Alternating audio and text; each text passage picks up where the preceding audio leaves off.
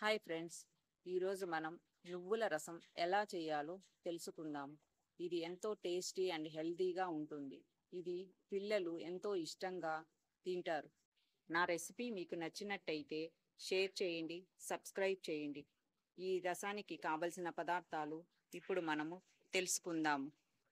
వేయించిన పప్పులు, వేయించిన నువ్వులు, ధనియాల పొడి, చింతపండు, బెల్లము, పచ్చిమిర్చి, ఆనియన్స్, పోపు కోసం ఆనియన్స్, కరివేపాకు, ఆవాలు, జీలకర్ర, ఎండుమిర్చి.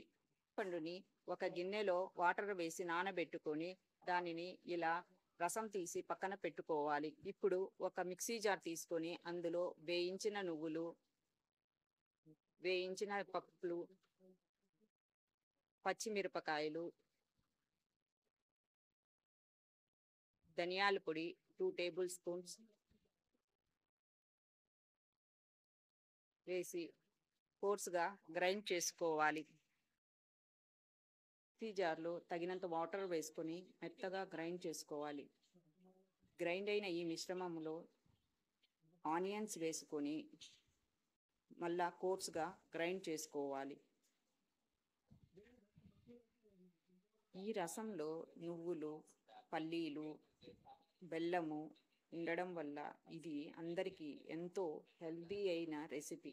ఇది తప్పకుండా అందరూ వారానికి ఒకసారి చేసుకొని తినడం చాలా మంచిది. ఇలా కోర్స్ గ్రైండ్ చేసుకొని పక్కన పెట్టుకోవాలి. ఇప్పుడు స్టవ్ మీద ఒక దబర పెట్టుకొని స్టవ్ ఆన్ చేసి అందులో తగినంత ఆయిల్ వేసుకోవాలి. ఆయిల్ బాగా వేడెక్కిన తర్వాత ఆవాలు, జీలకర్ర, ఎండుమిర్చి, కరివేపాకు, ఆనియన్స్ అన్నీ ఒక్కొక్కటిగా వేసుకొని బాగా వేపుకోవాలి. ఆనియన్స్ బాగా వేగే వరకు వేయించుకోవాలి. గోల్డెన్ కలర్ వచ్చేంత వరకు వేయించుకోవాలి.